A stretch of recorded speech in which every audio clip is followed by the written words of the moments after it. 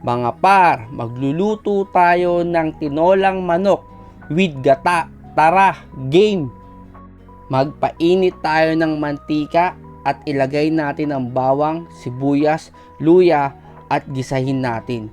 Lagay na natin ang manok at haluin lang natin to mga par, at ilagay na natin ang chicken cubes at timplahan natin sa patis at lagyan natin ng tubig at pakuluan lang natin ng 15 to 20 minutes. Pag okay na, ilagay natin ng papaya mga par. Pag malambot na, isunod agad natin ang dahon ng sili at timplahan natin sa black pepper at ilagay na natin yung gata.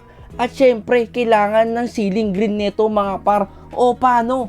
Finished product na tayo. Talaga naman, ewan ko na lang kung di ka mapa-extra rice dito mga par. Salamat sa panonood mga par ha. Paalam!